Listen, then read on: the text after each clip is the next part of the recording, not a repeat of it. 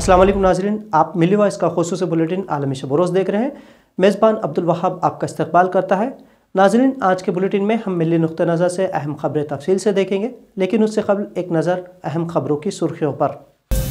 मुल्क और आइन के तहफ़्फ़ुज़ के अज़्म के साथ इंडिया इत्तेहाद के कौमी इजलास का आगाज़। मोदी सरहदों की हिफाजत नहीं कर सकते तो मार्गदर्शक मंडल में चले जाएं। सुब्रमण्यम स्वामी का मोदी पर तंज। मोदी हुकूमत के वज़ीर क़ानून की परेशानियों में इजाफा, अशोक गहलोत ने जांच का दिया हुक्म। मोदी हुकूमत की दिल्ली वक्फ बोर्ड की 123 जायदादों पर कब्जे की साजिश, मुस्लिम तबके में गुस्से की लहर। और नागपुर यूनिवर्सिटी में अब बीजेपी और जनसंघ की तारीख पढ़ाई जाएगी। कांग्रेस और कम्युनिस्ट पार्टी का निसाब किया गया हज़फ।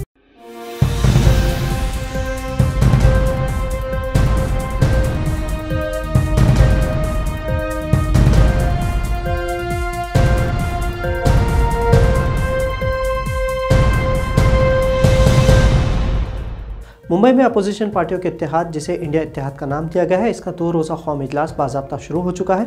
इजलास से पहले हुए प्रेस कॉन्फ्रेंस में मुल्क और दस्तूर हिंद के तहफ़्फ़ुज़ का अज़्म किया गया। इसी अज़्म की तकमील के लिए मुख्तलिफ नज़रियात रखने वाली 28 पार्टियाँ मुत्तहिद हो चुकी है। यकीनी तौर पर यह महाज बीजेपी की मोदी हुकूमत को इक़्तिदार से बेदखल करेगा। इस मौके पर राष्ट्रवादी पार्टी के सरबराह शरद पवार ने बागियों को सबक सिखाने और मुश्तरका प्रोग्राम के तहत काम करने का इरादा ज़ाहिर किया। पवार के मुताबिक इसके लिए एक कोऑर्डिनेशन कमेटी तश्कील दी जाएगी। वज़ारत उज़्मा के उम्मीदवार के ताल्लुक से उद्धव ठाकरे ने कहा कि बीजेपी के पास सिर्फ एक चेहरा है, जबकि इंडिया के कई मुतबादिल है। इंडिया इत्तेहाद के तीसरे कौमी इजलास में 11 रियासतों के वज़राए आला समेत कुल 63 मंदूबीन शरीक हुए। इस इजलास में सीटों के बंटवारे, कोऑर्डिनेटर का तक़र्रुर और मुस्तक़बिल के लाएअमल तय होने का इम्कान है। दूसरी जानिब आसाम की इलाक़ाई पार्टी AIUDF यानी all India United democratic front के सरबराह और रुकन पार्लियामेंट बदरुद्दीन अजमल ने इंडिया इत्तेहाद की गैर मशरूत हिमायत का ऐलान किया है। बदरुद्दीन अजमल का कहना है कि आइंदा पार्लिमानी इंतखाबात के मौके पर उनकी पार्टी गैर मशरूत तौर पर इंडिया इत्तेहाद का साथ देगी। मुल्क और कौम की भलाई के लिए बीजेपी को इक़्तिदार से बेदखल करना निहायत ज़रूरी है। बीजिंग की जानिब से नया नक्शा जारी करने पर कांग्रेस लीडर राहुल गांधी ने मोदी पर फिर से गुमराह करने का इल्ज़ाम आयद किया है। अपने दावे को दोहराते हुए राहुल गांधी ने कहा कि चीन का ये अमल इंतहाई संगीन मसला है, लेकिन वज़ीर आज़म इस मामले में गुमराह कर रहे हैं। चीन ने हमारी ज़मीन पर कब्जा कर लिया है और वज़ीर आज़म को भी इस मामले पर बात करनी चाहिए थी। कांग्रेस लीडर ने कहा कि चीनी फौजियों ने मकामी लोगों की चरागाहों की ज़मीन छीन ली है, लेकिन वज़ीर आज़म कहते हैं कि 1 इंच भी ज़मीन किसी ने नहीं छीनी। ये सच नहीं है। दूसरी जानिब बीजेपी को अब अपने ही हामियों की मुखालिफत का सामना है। बीजेपी लीडर सुब्रमण्यम स्वामी ने वज़ीर आज़म नरेंद्र मोदी पर सख्त तनकीद की। उन्होंने कहा कि मोदी ये बताएं कि वो किस मजबूरी की वजह से मादिर हिंद यानी सरहदों की हिफाजत नहीं कर सकते। उन्हें कम अज़ कम अपने ओहदे से दस्तबरदार होकर मार्गदर्शक मंडल में चले जाना चाहिए। भारत को झूठ से नहीं बचाया जा सकता। ये नक्शा ऐसे वक्त में जारी किया गया है जब कुछ दिन पहले ब्रिक्स कॉन्फ्रेंस के दौरान पीएम मोदी और चीनी सदर शी जिनपिंग ने सरहदी तनाज़े पर बात की है। जम्मू कश्मीर में आर्टिकल 370 हटाने से मुताल्लिक़ समाअत के दौरान मरकज़ी हुकूमत ने जम्मू कश्मीर में इंतखाबात के इनेकाद को लेकर सुप्रीम कोर्ट में अपना जवाब दिया है। मरकज़ ने सुप्रीम कोर्ट से कहा है कि हम जम्मू कश्मीर में किसी भी वक्त इंतखाबात कराने के लिए तैयार हैं। मरकज़ी हुकूमत की जानिब से पेश सॉलिसिटर जनरल तुषार मेहता ने कहा कि लेह में बलदियाती इंतखाबात कराए गए हैं, जबकि कारगिल में इलेक्शन होने जा रहे हैं। जम्मू कश्मीर को मुकम्मल रियासत का दर्जा देने के बारे में मरकज़ ने सुप्रीम कोर्ट को बताया कि फ़िलहाल वो सही वक्त बताने से क़ासिर है, लेकिन यूनियन टेरिटरीज़ सिर्फ एक आर्जी वाक़या है। मरकज़ इंतखाबात के लिए तैयार है, लेकिन रियासती और मरकज़ी इलेक्शन कमीशन को यह फैसला करना है कि इसे कब किया जाए। अदालत में मरकज़ी हुकूमत ने दावा किया है कि जम्मू कश्मीर के हालात उस वक्त बेहतर हो सकते हैं। मरकज़ के इन दलाइल पर chief justice of India DY Chandrachud ने कहा कि मरकज़ के इस जवाब से इस मामले की आइनी हैसियत का फैसला करने में कोई असर नहीं पड़ेगा। सुप्रीम कोर्ट ने मंगल को अपनी आखिरी समाअत के दौरान जम्मू कश्मीर में जमहूरियत को बहाल करने की ज़रूरत पर जोर दिया था। अदालत उस्मा ने जम्मू कश्मीर में असम्बली इंतखाबात के इनेकाद से मुताल्लिक़ मरकज़ की तैयारियों के बारे में भी पूछा था। दिल्ली वक्फ बोर्ड की 123 इमलाक को एक साजिश के तहत मरकज़ी हुकूमत हथियाना चाहती है। वक्फ बोर्ड की यह इमलाक दिल्ली के अहम इलाकों में वाक़ है। इन जायदादों में दिल्ली की कई तारीख़ी मसाजिद, मज़ारात और क़ब्रस्तान शामिल हैं। मकामी सतह पर बुध के रोज़ मेन स्ट्रीम मीडिया में ये खबरें तेज़ी से चलाई गई कि मरकज़ी हुकूमत ने एक नोटिस के ज़रिए दिल्ली वक्फ बोर्ड की इमलाक को वापस लेने का ऐलान किया है। हालांकि इस तरह के किसी ऐलान की तस्दीक नहीं की जा सकी है। मुबस्सिरीन का कहना है कि हुकूमत की कोशिश है कि वो इस मसले पर लोगों का रद्द-ए-अमल देखना चाहती है और फिर धीरे धीरे अरबों रुपयों की जायदादें अपने कब्जे में कर लेगी।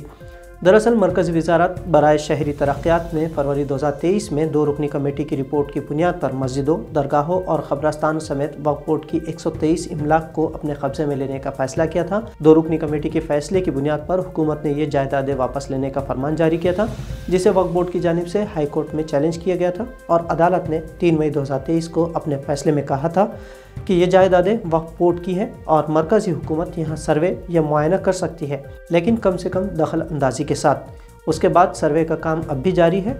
मेन स्ट्रीम मीडिया की इस प्रोपेगेंडाबाजी से मुसलमानों में काफ़ी नाराज़गी पाई जा रही है। आम आदमी पार्टी ने भी इस साजिश की शदीद मसम्मत की है। हरियाणा में फ़िरका परस्तों की जानिब से मुसलमानों को धमकियों का सिलसिला रुकने का नाम नहीं ले रहा। गुरुग्राम के मेगा सिटी के सेक्टर 69-1 में एक कच्ची बस्ती में धमकी आमेज पोस्टर्स लगाए गए हैं। यहाँ ज़्यादातर मुसलमान आबाद है। धमकी आमेज पोस्टर्स में मुस्लिम ख़वातीन को ख़ास तौर पर निशाना बनाया गया है। पोस्टर्स में यहाँ के मुसलमानों को घर छोड़कर चले जाने की धमकी दी गई है। धमकी में 2 दिन की मोहलत देते हुए कहा गया है कि तुम्हारे पास सिर्फ 2 दिन बाकी है, यहाँ से घर खाली करके चले जाओ वरना बुरे नताज का सामना करना पड़ सकता है। अपनी इज्जत बचाओ और यहाँ से चले जाओ। मकामी पुलिस ने हालांकि पोस्टर्स तो हटा दिए, लेकिन अभी तक इस मामले में किसी को गिरफ्तार नहीं किया गया है। बीजेपी इख्तियार वाली रियासतों में तालीम के भगवाकरण की बात कोई नई नहीं है। ये सिलसिला शुरू ही से जारी है, लेकिन महाराष्ट्र में अब 2 कदम आगे बढ़कर यूनिवर्सिटी सतह की तालीम में भी बीजेपी नज़रियात को शामिल किया जा रहा है। इंडिया पोस्ट की रिपोर्ट के मुताबिक नागपुर यूनिवर्सिटी ने अपने MA साल दोवम के निसाब से कांग्रेस कम्युनिस्ट पार्टी की तारीख को हटाकर बीजेपी और जनसंघ की तारीख को शामिल किया है। इसे आइंदा सेशन से यूनिवर्सिटी में पढ़ाया जाएगा। महाराष्ट्र के नागपुर में राष्ट्रीय संत तुकडोजी महाराज यूनिवर्सिटी में अब नए निसाब के तहत तलबा को जनसंघ, बीजेपी और राम जन्मभूमि की तारीख पढ़ाई जाएगी, जबकि कम्युनिस्ट पार्टी और कांग्रेस की तारीख को निसाब से हटा दिया गया है। ये फैसला नागपुर यूनिवर्सिटी की बोर्ड ऑफ प्रैक्टिस कमेटी ने किया है। अगले सेशन से तलबा को तारीख की किताब में बीजेपी के क़याम से लेकर साल 2000 तक पार्टी के तौसी के बारे में मालूमात फराहम की जाएगी। इसके अलावा साल 1980 से साल 2000 के दरमियान की राम जन्मभूमि तहरीक को भी बताया जाएगा। राजस्थान इंतखाबात जैसे करीब आ रहे हैं, बीजेपी का अंदरूनी इंतशार खुलकर सामने आने लगा है। मोदी हुकूमत के मरकज़ी वज़ीर क़ानून अर्जुन रामपाल की मुश्किलों में उस वक्त इजाफा हो गया है जब रियासत के वज़ीर आला अशोक गहलोत ने मेघवाल के IAS रहते वक्त की कई मुबैना बदउनवानियों की जांच का ऐलान किया है। दरअसल विधानसभा के साबिक़ स्पीकर कैलाश मेघवाल ने अर्जुन मेघवाल पर बदउनवानी का इल्ज़ाम आयद किया था। वज़ीर आला अशोक गहलोत ने इस इल्ज़ाम की तायद की और कहा कि मुबैना बदउनवानी की जाँच की जा रही है। वज़ीर आला की जानिब से जांच का इशारा मिलने के बाद से राजस्थान बीजेपी में खलबली मची हुई है। आपको बता दें कि कैलाश मेघवाल ने मरकज़ी वज़ीर अर्जुन रामपाल मेघवाल को बदउनवानी के मामले में नंबर 1 करार दिया था।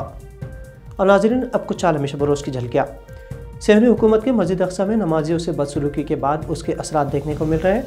सेहूनी पुलिस की दरिंदगी का बदला लेते हुए अल-कुद्स ब्रिगेड ने हमलावर सेहूनी फ़ौजियों के रास्ते में बम से हमला किया और उसके फौरी बाद फायरिंग भी की, जिससे 4 सेहूनी फ़ौजी हलाक और मुतअद्दिद ज़ख्मी हुए हैं।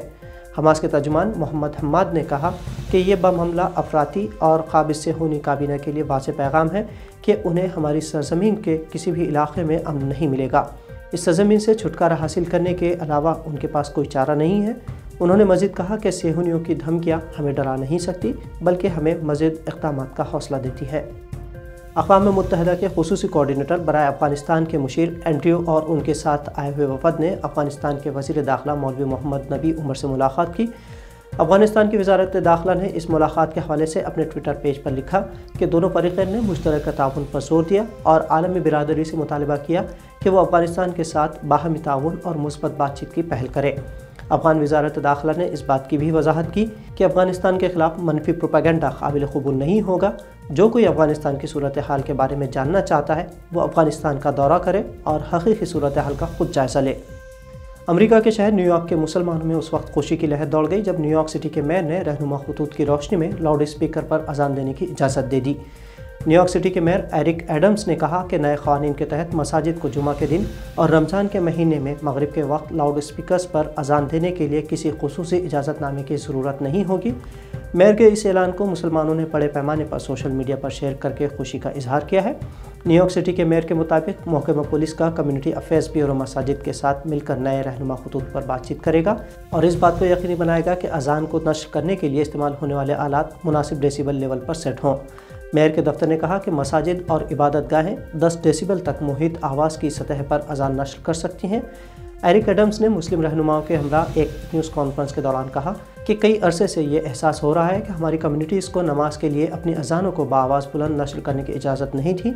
आज हम वाज़े तौर पर कह रहे हैं कि मसाजिद और इबादत गाहें बग़ैर किसी इजाज़तनामे के जुमा को और रमज़ान के दौरान अजान देने के लिए आज़ाद है।